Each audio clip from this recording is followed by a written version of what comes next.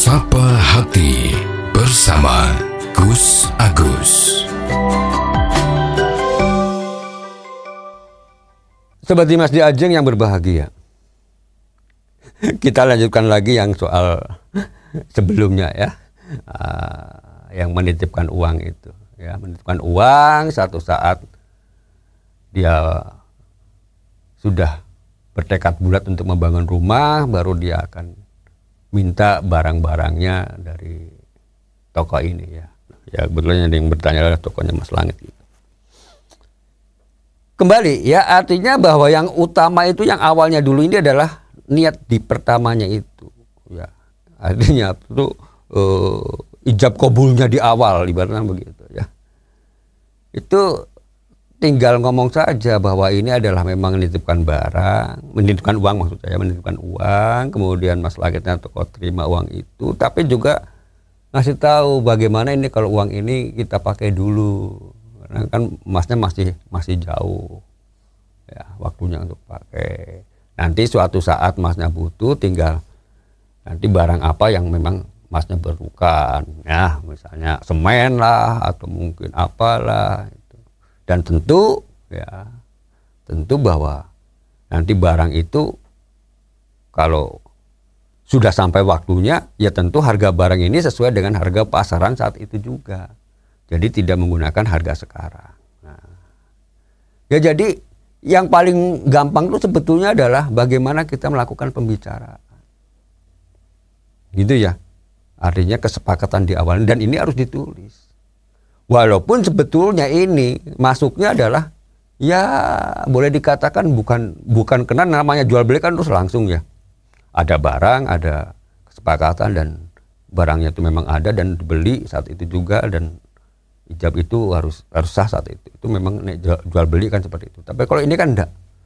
Ya barangnya ada tapi diambilnya entah kapan gitu kan. Dan artinya makanya nitip barang. Cuman masalahnya kan nitip barang kalau dibelinya hari ini kan, masalahnya kan dibelinya bukan hari ini, tapi dibelinya tergantung nanti pada saat ada kebutuhan itu diperlukan. Sehingga harga barang ini belum tentu akan sama dengan harga barang yang akan datang. Gitu kan? Ya mungkin bisa naik atau mungkin bisa turun harganya. Maka si Mas Langit ini ya tadi menyampaikannya bahwa ya dengan catatan bahwa harga itu akan mengikuti pada harga yang pada saat itu diperlukan barangnya. Nah kalau ini udah disepakati itu kan, dan jelas yang perlu kami anjurkan juga tetap harus dicatat ya, ditulis gitu kan. Karena takutnya ada perselisihan nantinya. Karena orang kan tidak tahu ya Mas. Ya ini masih sebulan 2 bulan, mungkin setengah tahun atau setahun yang akan datang baru mau dipakai. Ya ini orang yang transaksinya ini tuh hidupnya ya selamat sampai dengan tahun depan gitu kan Mas. Kan namanya orang kan nggak tahu ya. Nyawa tuh tidak tahu. Nah, tiba-tiba suatu saat tuh di tengah jalan tuh ternyata salah satu orangnya itu tidak ada. Ya kalau nggak ada catatan kan ini jadi masalah. Ya, artinya boleh jadi ya orang yang menitipkan uang tadi keluarganya tahu dia menitipkan uang pada toko ini. Nah, ternyata si toko ini tidak ada catatannya. Padahal di keluarganya dia tidak memberikan keterangan atau memberikan penjelasan bahwa ada titipan dari si A misalnya gitu. Nah ini kan akan menjadi perkara nantinya. Artinya boleh jadi si pemilik toko merasa tidak pernah dititipi karena tidak pernah ada wasiat ataupun pesan. Nah ini yang dikhawatirkan dalam agama itu kan seperti itu yang terjadi kalau tidak ada catatan. Maka catatan itu menjadi penting. Kemudian kembali lagi pada soal ini. Niatan baik dari Mas Langit mau menerima daripada ini itu sebetulnya juga kalau kita perhatikan itu adalah sebetulnya soal masalah tolong menolong. Karena umumnya kalau di desa, di kampung-kampung itu kan rasa sosialnya itu kan tinggi. Rasa tolong menolongnya itu kan tinggi. Jadi kepercayaan itu tinggi. Karena di sini adalah hubungannya dengan memberikan, si A ini memberikan amanah pada tokonya Mas Langit ini. Ya, memberikan amanah. Nah, kenapa dia memberikan amanah? Karena dia percaya bahwa tokoh ini benar gitu loh. Kalau ini jujur. Ini kan masalahnya kan di situ. Kalau tidak kan tidak mungkin, ya. Ya Mas, kalau kita ini memberikan satu menitip pada teman kita, kalau kita anggap percaya, apa mungkin akan dilakukan? Itu kan tidak mungkin ya Mas. Karena itu tadi, karena ya faktornya adalah faktor kepercayaan. Maka orang yang diberi kepercayaan ini yang paling penting lagi adalah jangan sampai mengkhianati kepercayaan itu sendiri. Nah disinilah, maka dalam satu firman Allah di situ, ya itu adalah wa ta'awanu 'alal birri wat taqwa wa la ta'awanu 'alal ismi wal 'udwan. Artinya memang kita dianjurkan untuk saling tolong menolong di dalam kebaikan, ya, kebaikan dan takwa. Tapi janganlah kita saling tolong menolong dalam perbuatan dosa dan permusuhan. Ya salah satunya adalah ini yang menjadi landasan dia membantu mestinya. Gitu. Ya kalau kita ngomong agama, ya. Karena ingin menolongnya sama salah satu orang yang ada di masyarakat di sana. Kenapa tadi kan? Karena kalau dia pegang uang sendiri, belum tentu uang itu akan terkumpul terus ya. Karena dia merasa khawatir uang ini bisa digunakan yang lain, maka lebih baik titipkan saja pada toko material gitu supaya suatu saat nanti dia ambil, tinggal ngambil barangnya saja dengan catatan tadi ya, dengan kesepakatan yang sudah disepakati. Sobat Dimas Di Ajeng yang berbahagia. Nah, walaupun transaksi ini akhirnya kan sebetulnya jatuhnya adalah masalah hutang piutang. Ya, kalau kita menganggapnya ini adalah sebagai hutang piutang itu tidak ada masalah. Ya, boleh. Karena kalau ini dianggapnya sebagai jual beli, ya, transaksi jual beli ini ya satu transaksi yang menurut salah satu mazhab fikih itu, ya, itu satu hal yang tidak diperbolehkan ya.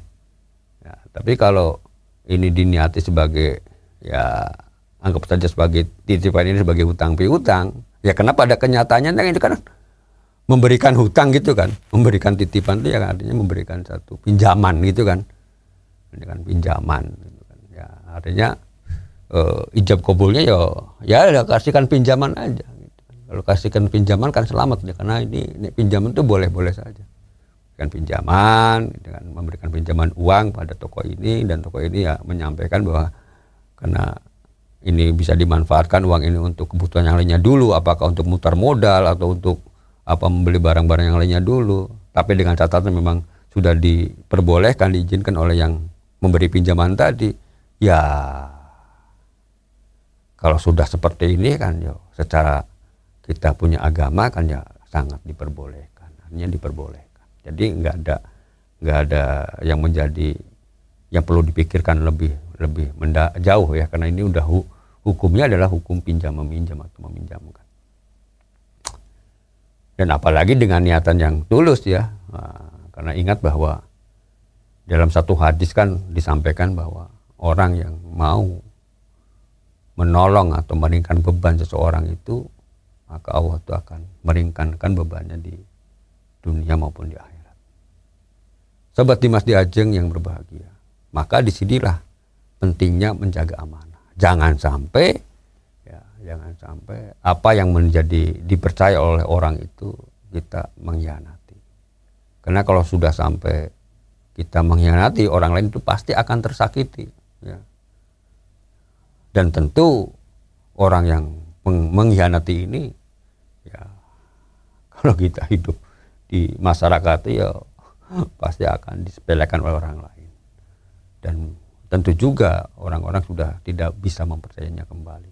Ingat ya, dalam satu hadis juga disampaikan bahwa orang yang tidak jujur, orang yang suka mengkhianati itu kan salah satu daripada golongan orang-orang yang munafik ya. Ciri-ciri orang munafik kan itu suka berkata bohong. Ya, kalau diberi amanah tidak ditepati, tidak dilaksanakan amanah. Ya sebetulnya kalau kita ngomong amanah ini kan tidak hanya sekedar masalah jual beli seperti ini tuh ya enggak. Ya, macam-macam lah. Kita kan hidup tuh mesti ya. Yang kita bekerja seperti ini juga artinya kan kita mengemban amanah ya Mas. Masnya kerja di kantor, ya artinya mengemban amanah dari perusahaannya, dari kantornya, dari lembaganya untuk melaksanakan apa yang harus dikerjakan. Ya kalau kita bekerjanya tidak tenanan, tidak profesional, ya itu namanya mengkhianati amanah yang sudah diberikan. Maka disinilah pentingnya menjaga amanah. Nah kalau tidak ya sudah jelas kalau dalam agama kita ancamannya itu sangat luar biasa ya. Ancaman dosanya, ya ancaman akibatnya kan begitu. Apalagi kalau kita ngomong lebih luas, lebih jauh lagi. Orang-orang yang diberi amanah oleh rakyat itu kalau tidak menggunakan dengan sebaiknya amanah ini, ya dampaknya kan sangat luar biasa pada masyarakat luas. Ya, dampak kerusakannya itu. Maka ya para pemimpin, para pejabat yang beri amanah oleh rakyat, ya, yang diamanah oleh masyarakat, oleh negara, ini kan harus melaksanakan dengan baik, jangan seperti sekarang ini.